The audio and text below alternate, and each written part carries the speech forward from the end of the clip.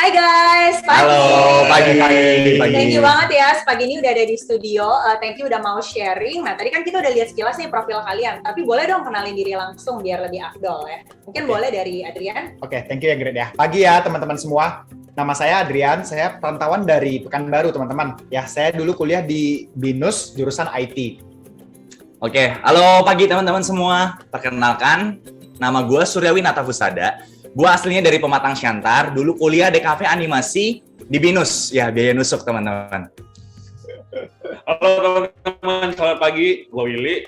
Gue juga datang dari Pematang Siantar ya teman-teman ya. Dan gue juga sama, kuliah desain grafis. Tapi bedanya gue di Bandung Maranatha. Akhirnya gue pindah ke Jakarta ya setelah lulus. Thank you.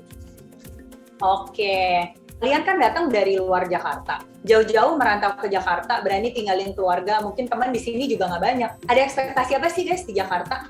Sebenarnya kan gue anak Siantar ya, jadi sebenarnya bisa dibilang itu gue nggak gitu deket sama orang tua.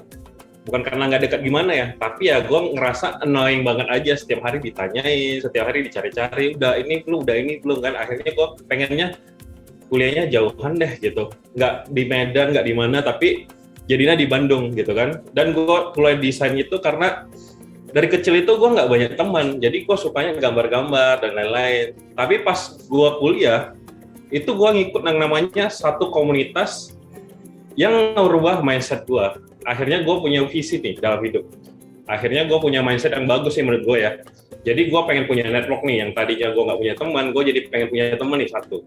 Kedua ya, gue pengen punya bisnis. Gue lihat teman-teman gue, loh keren banget ya, tiba-tiba mereka udah punya apa, ya akhirnya gue juga pengen punya uang ya, jadi network, bisnis, dan uang.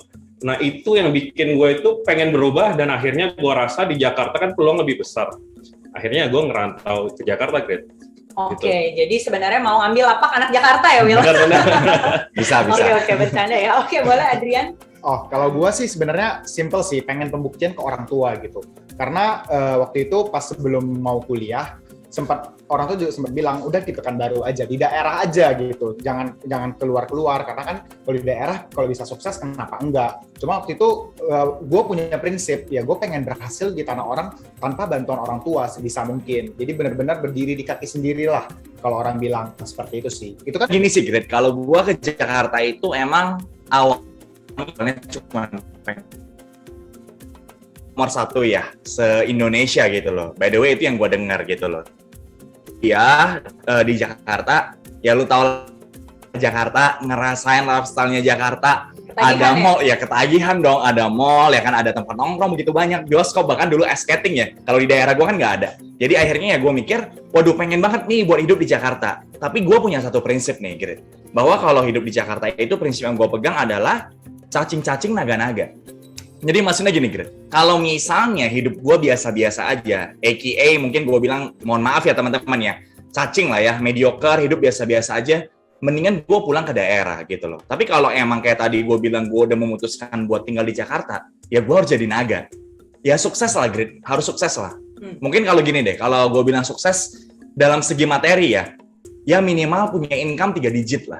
Itu kalau menurut gue sih. Oke, Sur, tapi gini deh, lu kan setahu gue, lo kan masih single nih ya. Buat apa sih, Sur, income 3 digit? Nggak kebanyakan, Sur? Ya nggak kebanyakan lah, tapi begini sih, Gret, kalau ngomongin income 3 digit ya, sebenarnya poin paling pentingnya buat gua itu bukan masalah income-nya sih. Tapi yang benar-benar gua pengen itu menurut gua adalah gua memegang kendali atas kehidupan gua, yaitu gua punya satu kebebasan untuk memilih, Gret. Dengan besarnya income, gue punya kebebasan untuk memilih lebih banyak dibanding orang lain. By the way, bukan mendiskreditkan duit atau pekerjaan ya teman-teman ya, tapi kita sama-sama mikir begini deh.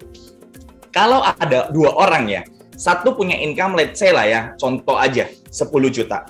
Ada orang kedua income 100 juta. Sama-sama pengen liburan, Gret. Sama-sama pengen liburan, otomatis yang punya income 10 juta, ya optionnya terbatas. Ya mungkin ya, Bali, negara tetangga lah palingan. Tapi kalau yang punya income 100 juta sebulannya, ya kebebasan memilihnya tuh lebih banyak. Ya mungkin dia bisa sampai ke US, ke Europe, ya kalau Asia juga yang jauhan gitu loh. Jadi gue pengennya seperti itu sih, Gret. Sukses sehingga gue punya kebebasan memilih gue yang nentuin hidup gue arahnya kemana. Itu sih. Wah, mantep banget. Berarti kalau jadi pacar lu, jalan-jalannya kayak Eropa ya, Surya? Ya? Ya jauhan lah. Teman-teman, ini sebenarnya jawaban Surya ini menurut gue boyfriend goal atau husband goal banget. Ya nggak sih teman-teman, cowok yang tahu apa yang dia mau gitu ya, pria punya selera gitu ya. Karena menurut gue sering orang kalau ditanya, mau buat apa sih income? Ini tuh mau buat apa, itu buat apa? Nggak banyak orang yang bisa jawab jelas. Tapi kalau gue lihat Surya nih, lu tuh orangnya punya visi ya Surya, begin with the end in mind. Lu tahu kenapa lu mau income gede? Soalnya lu bisa sebutin ya, soalnya nanti ini bakal butuh A, B, C, D gitu ya. Mantap banget, thank you. Nah, cewek-cewek di sini maaf ya, tapi Surya udah gitu ya. Oke, kebebasan memilih ini juga sebenarnya keren banget ya. Kayaknya perlu dikasih hashtag deh ya, kebebasan memilih gitu ya. Oke, lanjut ya. Nah, by the way guys, gue penasaran deh. Tadi kan kalian bilang, kayak Willy bilang dia mau punya bisnis, Surya bilang mau punya income 3 digit, Adrian mau bilang pembuktian diri. Gue yakin anak-anak di luar sana tuh juga sebenarnya orang-orang di luar sana mikirin juga, siapa sih yang nggak pengen gitu kan. Tapi ya kita tahu sendiri, banyak mikirin caranya tuh susah gitu. Mau, tapi nggak tahu mau lewat mana gitu, caranya gimana. Nah, kalau kalian dulu cara apa sih yang kepikiran gitu? Boleh dong di-share journey-nya. Sebenarnya dulu kan gue kuliahnya desainnya ya. Jadi gue kira itu karena kuliah desain, gue suka desain juga ya. Berarti kan gue kerjanya passion nih. Artinya gue ngelakuin hal yang gue suka. Karena gue suka, jadinya ya gue enjoy kerjaannya. Tapi ketika gue kerja, ternyata desain itu, gue suka desain ini, disuruh kerjain desain yang ini. Jadi gue terpaksa ngelakuin kerjaan ini, yang tadinya gue passion, jadinya gue ya jadi kerjaannya, jadi profession ya. Jadi gue terpaksa bikin desain yang gue itu nggak sreg sebenarnya. Tapi karena disuruh, mau nggak mau. Nah, kedua, gue balik lagi. Tadi gue ke Jakarta kan butuh, punya 3 visi ya teman-teman ya. Nah, pas gue kerja desain, gue itu nggak dapat caranya. Kenapa? Karena gue kerja dari Senin sampai Sabtu, pulangnya itu udah jam 8 malam teman-teman ya. Kapan gue main sama teman-teman, kapan gue gaul gitu ya, kapan gue punya bisnis gitu ya. Nah akhirnya ada teman sih nanya, Will lu mau nggak kerja di bank? Gue mikir ya, gue kan anak desain kok kerja di bank ya. Tapi gue lihat Surya Adrian, mereka kan anak desain sama IT ya. Kok di bank gitu ya, gue pikir ya nggak apa-apa sih. Soalnya menurut gue kalau jadi marketing itu ketemu orang, apalagi ketemunya nasabah. Waktu itu nasabah gue sih cukup kaya ya, maksudnya gue ngerasa kalau orang kaya itu pasti punya bisnis, kalau nggak profesional dan sukses gitu. Jadi gue pikir ya network gue orang-orang kaya, orang-orang bisnis. Gue pikir ya orang bisnis ketemu anak muda perantauan pengen sukses, kecipratan kantor siapa tahu ya. Mana tahu diajakin jadi bisnis partner, itu pemikiran gue. Itu pemikiran yang gue pikir ya dangkal sih, tapi bisa bikin gue berubah. Karena punya bisnis, jadi gue pikir gue bakal punya uang gitu loh. Tapi ya awalnya pasti gue nggak sreg lah. Kenapa? Karena gue keluar dari comfort zone gue. Gue keluar dari zona yang gue nggak suka ngomong. Tiba-tiba gue harus ketemu orang dan harus ceritain produk. Gue harus menjual sesuatu yang dari bank saya kan. Nah dari situ, tapi gue belajar satu hal sih. Gue kan belajar juga ya. Kenapa orang-orang sukses itu bisa benar-benar sukses, ternyata ya mereka itu menjual satu dua hal ya. Misalkan ya, Jeff Bezos lah. Jeff Bezos punya Amazon ya. Tapi kan mungkin ya, memang dia pencetus, tapi yang ngelakuin dari semuanya mungkin bukan dia, tapi dia kan yang ngejual mimpinya, dia ngejual websitenya dan lain-lain. Sama kayak Apple ya, kita tahu CEO Apple bukan yang bikin iPad-nya, bukan yang bikin iPhone-nya, tapi dia yang presentasiin, tapi dia yang menjual konsepnya. Jadi teman-teman ya mungkin taunya, ya Steve Jobs yang punya Apple. Ya, sebenarnya gitu. Kayak Jack Ma juga ya. Jack Ma mungkin yang mencetuskan Alibaba. Orang taunya dia spokesperson gitu kali bahasanya. Benar. Tapi bukan dia yang benar-benar ngurusin hari ini kirim paket gitu ya, bungkusin gitu, send ke JNE gitu ya. Ya. Memang benar sih. Ada orang-orang yang sebenarnya dijadiin maskot gitu, yang kita tahu, dan kebanyakan mereka adalah orang-orang yang jago menjual. Benar. Gitu ya. Cuman gue cukup setuju sih, Will, kalau ngomongin soal zona nyaman ya. Karena gue ngerasa dulu gue tuh tipenya tipe-tipe follower ya. Contoh kalau ngomong follower ya, kita kan paling gampang ngelihatnya kayak follower di IG ya. Follower di IG itu ngapain sih? Ya paling cuma ngelihat apa yang dia mau. Terus komen apa yang orang ngelakuin sesuatu kayaknya beda banget nih dari yang lain, cuma bisa komen. Nah, gue dulu tipe-tipe yang seperti itu, ngikut lah, komen orang yang ngelakuin sesuatu hal yang baru lah, hal-hal seperti itu sih. Tipe-tipe kalau di saham ya, kalau kita ngomong ya, kayak FOMO, fear of missing out. Nyangkut dong ya? Nyangkut ujung-ujungnya, jadinya nggak berkembang gitu kan. Minus 50%. Iya.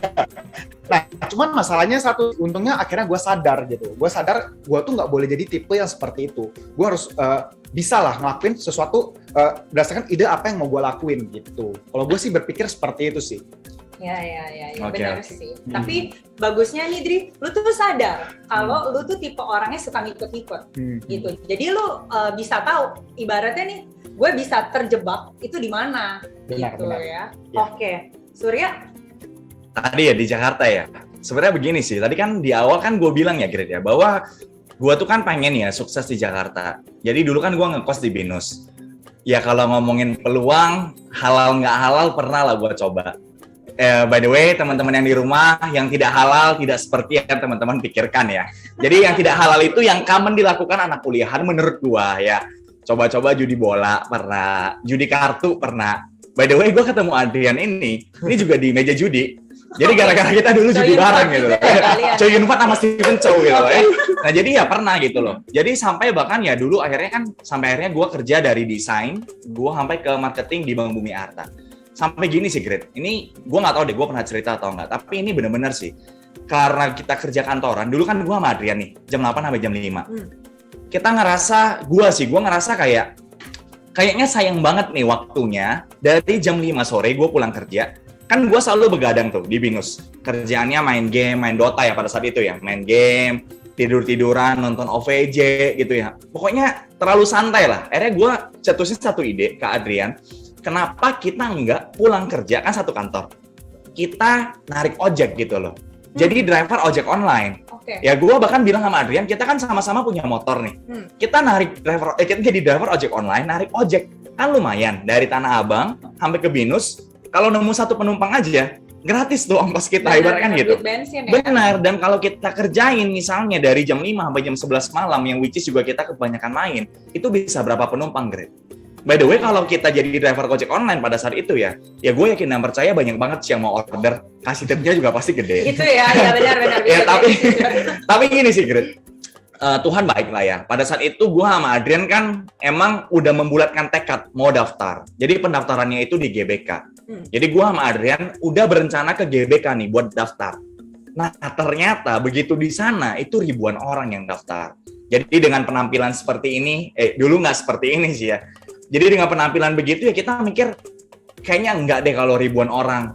Terlalu crowded. Akhirnya gue skip. Dan gue juga sempat bisnis ice cream sih gitu. Dulu gue bisnis ice cream pas zamannya tuh Hype Bazaar 2014, 2015. Ya teman-teman juga mungkin tahu lah ya.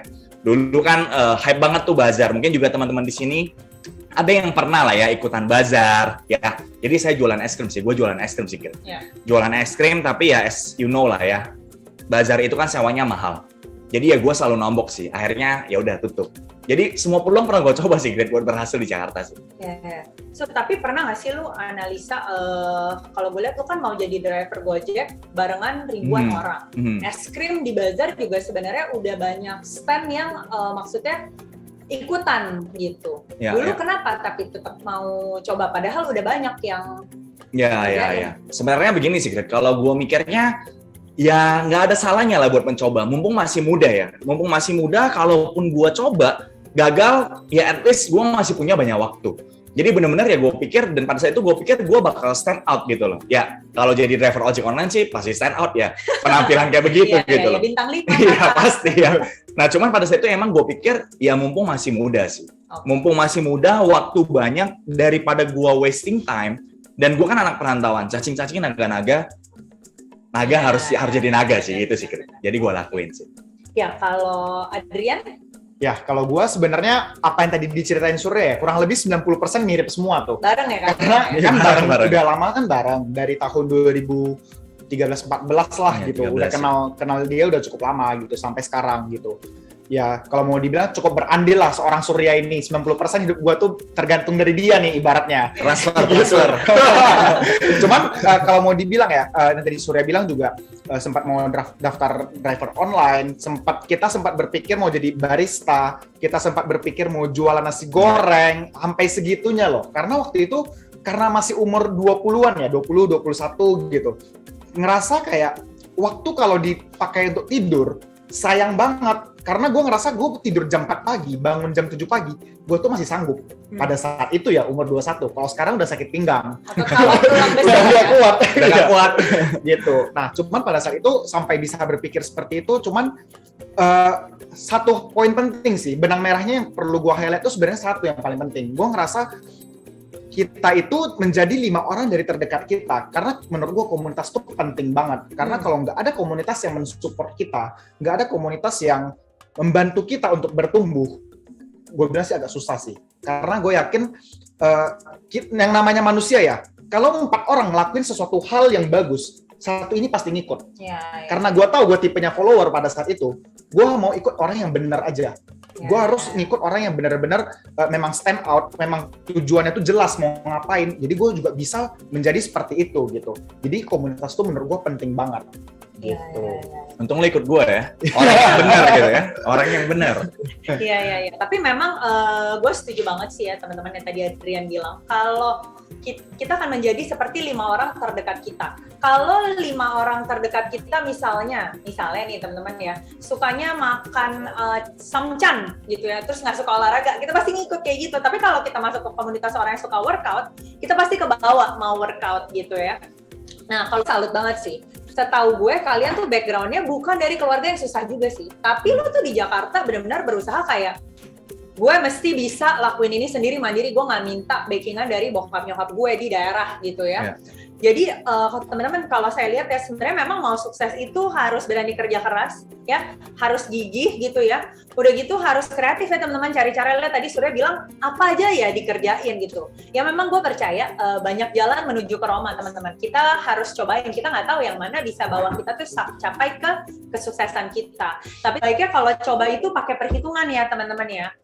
Jadi karena kan teman-teman mau cobanya bisnis gitu, jadi harus tetap ada hitung-hitungannya mana yang paling visible untuk dilakukan. Dan jangan lupa teman-teman harus ikutan komunitas yang positif. Jadi kita mungkin boleh nih sambil cek sekarang masing-masing gitu ya, gue udah punya teman-teman yang benar nggak ya, yang bisa bawa gue maju belum ya gitu. Karena gue yakin itu sangat berperan penting sih. Kebetulan mungkin kebanyakan orang sebenarnya tipenya itu kebanyakan kayak Adrian ya sebenarnya, kebanyakan orang followers gitu Pak.